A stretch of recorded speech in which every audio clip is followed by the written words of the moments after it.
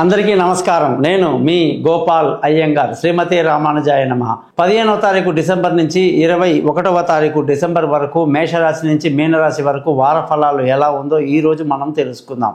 ఈ వారం గ్రహాల స్థితిని బట్టి చూసుకుంటే సూర్యుడి యొక్క మార్పు వృశ్చిక రాశి నుంచి ధనుసు రాశిలోకి ప్రవేశించడం జరుగుతుంది. ప్రతి నెల కూడా 16వ తారీఖు నాడు సూర్యుడు ఒక్కొక్క రాశిని మారుతూ ఉంటాడు, 30 రోజులకు ఒకసారి. దాని వివరాలు మనం తెలుసుకుందాం. అలాగే ఈ వారం గ్రహస్థితులు చూసుకుంటే వృషభ రాశిలో గురువు, అలాగే కుజుడు వచ్చేసి కర్కాటక రాశిలో, కన్యా రాశిలో కేతు, అలాగే బుధుడు వృశ్చిక రాశిలో, సూర్యుడు ధనుసు రాశిలో, శని కుంభరాశిలో, రాహు వచ్చేసి మీనరాశిలో సంచరిస్తున్నారు. చంద్రుడు వృషభం, మిథునం, కర్కాటకం, సింహం వరకు ప్రయాణిస్తున్నారు. ఇలాగే ఈ సూర్యుని యొక్క స్థితి కానీ గమనించుకుంటే ప్రతి నెల కూడా చాలామంది మన తెలుగు పద్ధతిలో కాకుండా మేషమాసం, వృషభ మాసం, మిథున మాసం, కర్కాటక మాసం, సింహ మాసం అని ఇలా ప్రతి మాసానికి సూర్యుడు ఎప్పుడైతే 16వ తారీఖు ఒక రాశి నుంచి ఒక రాశికి మారుతారో ఆ మాసాన్ని మనం ఆ పేరుతో పిలుస్తుంటారో. అది అన్ని పౌరోహిత్యం చేసేవాళ్ళు, అన్ని కార్యక్రమాల్లో ఇది వాడేదే. అయితే ఎప్పుడైతే సూర్యుడు ధనుస్సు రాశిలోకి ప్రవేశిస్తే 12 రాశుల్లోకెల్లా అత్యంత గొప్పది ధనుస్సు రాశిలో సూర్యుడు ప్రవేశించడం. ధనుస్సు రాశి గురువుకి సంబంధించిన రాశి. ఈ రాశిలోకి గురువు సూర్యుడు మంచి స్నేహితులు అన్నమాట. ఆ కలయిక ఎప్పుడైతే మొదలవుతుందో దీన్ని ధనుర్మాసము అంటారు. ధనుర్మాసం అంటే ప్రపంచంలోకెల్లా చాలామందికి తెలిసినటువంటి గోదాదేవి యొక్క వ్రతకల్పము 1 నెల రోజులు ఉంటుందన్నమాట. ధనుసు రాశిలోకి సూర్యుడు ప్రవేశించగానే ధనుర్మాసం మొదలైంది అని చెప్పి తిరుప్పావై అనేటువంటి 30 పాసురాలని రోజుకొక పాసురాన్ని చదువుతూ జనవరి 14వ తారీఖు నాడు గోదాదేవి కళ్యాణం చేస్తారన్నమాట.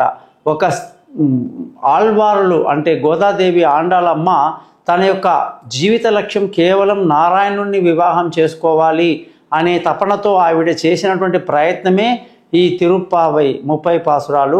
ఈ 30 పాసురాల్లో ఒక్కొక్కటి ఒక్కొక్క రోజు చదివితే అద్భుతంగా ఉంటుంది. అసలు భగవంతుడి యొక్క లీలల్ని ఇంత PhD చేసి ఇంత అద్భుతంగా చెప్పగలరా? దీనికి విష్ణు సహస్రనామం, లలితా సహస్రనామాలు, వేదాలు, ఉపనిషత్తులు ఏవి పనికిరావు. ఈ 30 పాసురాలు దాని అర్థం చదువుకుంటే కృష్ణుడితో మనం ఏకమైపోయి ఆయనతోనే మనం ఉండడం అనేది అద్భుతంగా చెప్పడం జరుగుతుంది. ఈ విషయాలని ప్రతి రాశిలో మనం తెలుసుకుందాం.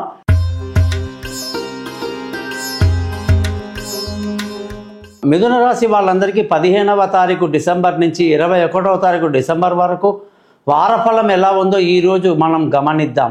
మిథున రాశి వాళ్ళకి తృతీయాధిపతి సూర్యుడు అంటే బంధువులు, స్నేహితులు, ధైర్యము, సహాయము, అన్ని రకాలటువంటి స్థలం అన్నమాట. అటువంటి సూర్యుడు ఇప్పుడు సప్తమంలోకి రావటం వల్ల మనకి కొంచెం బంధువులతో విరోధాలు, స్నేహితులతో మనస్పర్ధలు ఉండే అవకాశాలు ఎక్కువ ఉంటాయి. మానసిక ధైర్యాన్ని కూడా తగ్గించుకొని ఇబ్బంది పడే అవకాశాలు మిథున రాశి వాళ్ళకి లేకపోలేదు. కాబట్టి మీరు అన్నిట్లో కూడా సూర్యుడి యొక్క ఆదిత్య హృదయాన్ని రోజు చదువుకోవటం వల్ల అన్ని రకాల సమస్యల నుంచి మీరు బంధువులు, స్నేహితుల గొడవ నుంచి బయటపడతారు. ముఖ్యంగా ఈ వారమంతా బుధుడు వృశ్చిక రాశిలోనే ఉన్నాడు. దాన్ని బట్టి 6వ ఇంట్లో వృశ్చిక రాశిలో ఉండడం అస్సలు మంచిది కాదు. ప్రతిరోజు కూడా విష్ణు సహస్రనామాన్ని చదువుకుంటూ మీరందరూ కూడా భక్తిగా వెంకటేశ్వర స్వామి గుడికి వెళ్తే మీకున్న సమస్యలన్నీ కూడా సాల్వ్ అయ్యి చికాకు తొలగిపోయి అదృష్టం కలిసి వస్తుంది.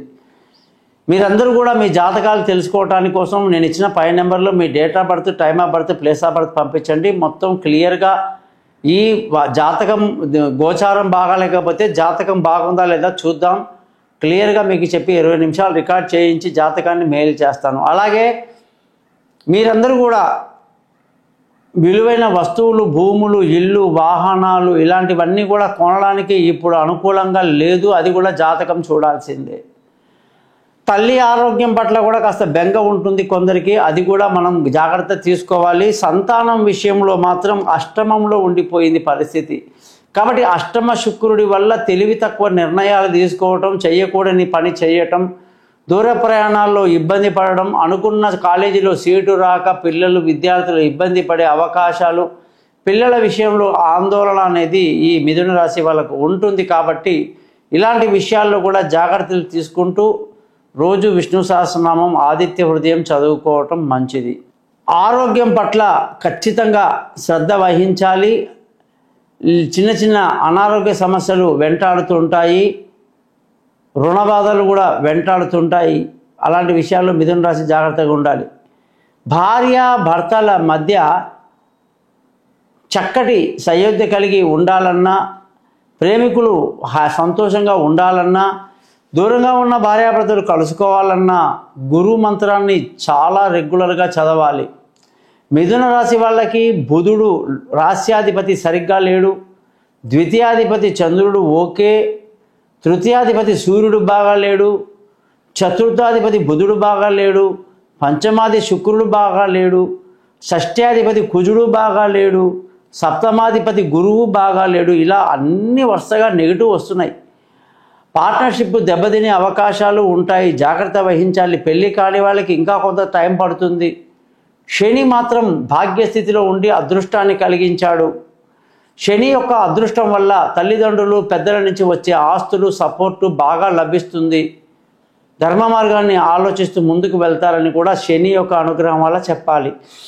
ఇక ఉద్యోగంలో ఉన్నత స్థితికి వెళ్ళాలన్నా, ప్రమోషన్లు ఇంక్రిమెంట్లు బ్రహ్మాండంగా దొరకాలన్నా అన్నిటికీ కూడా గురువు యొక్క అనుగ్రహం ఉండాలి. కాబట్టి గురు జపాలు చేసుకోవటం మంచిది.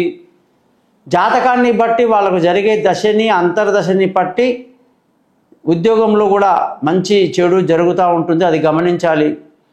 కొత్త ఉద్యోగంలో చేరాలన్నా, ఇంటర్వ్యూ అటెండ్ అవ్వాలన్నా గురువు కాస్త ఇబ్బంది పెడుతున్నాడు కాబట్టి జాతకం తెలుసుకోవటం మంచిది. వ్యాపారం విషయంలో వస్తే ఈ వారం మిథున రాశి వాళ్ళకి వ్యాపారాలు బాగా కలిసి వస్తాయి. వ్యాపారంలో మంచి లాభాలతో ముందుకు దూసుకు వెళ్తారు. ఈ జాతకం మొత్తం మీద ఒక లాభాధిపతి, ఒక భాగ్యాధిపతి శని, కుజుడు, వ్యాపారానికి కుజుడు, అదృష్టానికి శని, వీళ్ళిద్దరు తప్ప ఏ గ్రహాలు అనుకూలంగా లేవు. ఖచ్చితంగా జాతకాలు తెలుసుకోండి, పరిహారాలు చెప్తాము, పరిహారాలు చేసుకోండి. ఏ సమస్య ఉన్నా అందులో నుంచి మనం బయటపడతాము. ఎలా ఉంటే బాగుంటుంది, ఏం చేస్తే బాగుంటుంది, అన్ని రకాల చికాకులు, అన్ని రకాల ఇబ్బందుల నుంచి బయటపడాలంటే ఏం చేయాలి, నన్ను సంప్రదిస్తే నేను మీకు చాలా క్లియర్గా చెప్తానని చెప్పి మిథున రాశి వాళ్ళకి మరీ చెప్పడం జరిగింది.